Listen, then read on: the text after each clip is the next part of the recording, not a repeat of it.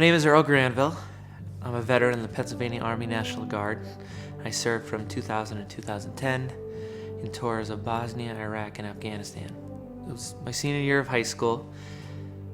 My brother and my cousin both joined. I knew Joe had this leadership to him. We did 2 of our tours together, and Joe got noticed just who he was. He liked to learn. He took on leadership roles, and he was promoted over not just myself but others very quickly. The time Joe and I deployed together to Iraq, our unit, the 109th Infantry, was attached to the 2nd Brigade Combat Team. We were sent to Ramadi, and Ramadi was such a bad time. And one day we lost 5 soldiers, and I didn't realize it until later in his life how bad he took it. I remember the type of person who he was, how he was with, his friends, how he looked after people. And, those moments of what I saw who he was, we weren't the same coming back. Well, after Iraq, we received a volunteer mission for Afghanistan. Joe just landed a new career, a new job. He was becoming a corrections officer at a state prison here in Pennsylvania to support his family. And his 2nd child was about to be born, so he didn't want to go. Well, he didn't want me to go either. 3 months into that tour, on June 3rd, 2008, a little town called Zormont, my vehicle hit a roadside bomb. 2 of my friends passed away immediately, and I lost my leg through the knee. I'm trying to keep this optimistic approach, like, hey, I'm alive. I just lost a leg. Life is good. It's gonna be a long road ahead of me, but I'll be okay. Joe, on the other hand, it wasn't so good.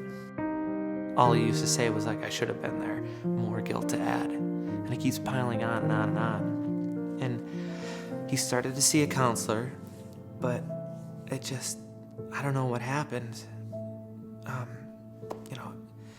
I think on top of what he was doing with his family, and then ended up, December 18, 2010, he took his own life.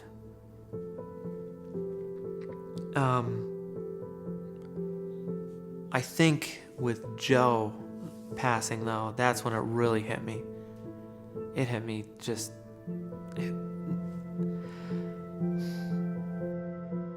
we get caught in this moment,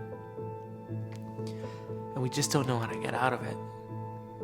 There's something lingering inside of you, some demon inside of you that just pushes you over the edge. I'll never understand it.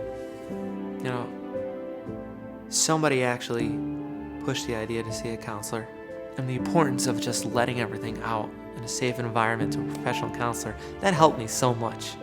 The question is, how do we deal with this stress?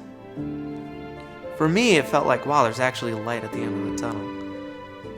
And when I hit those dark days after Joe passed away, I decided to go find that healthy fix, what I was doing to make him proud.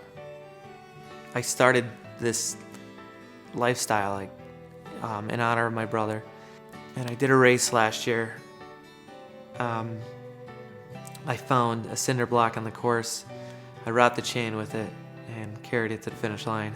And I decided to carry that cinder block through the course. And I made a goal. I was like, I'm not going to stop. I'm just going to do the whole 3.1 miles without putting this down once. And I did it. And somebody asked, what is this? Why do you carry it? I decided to give it a little meaning. And the cinder block's named Cindy. She became a metaphor.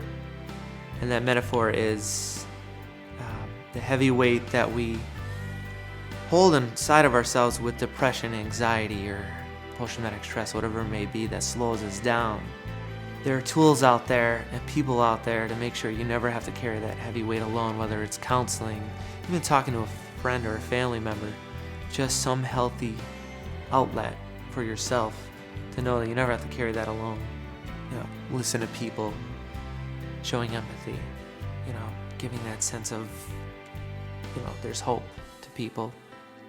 And that's what I like to do now.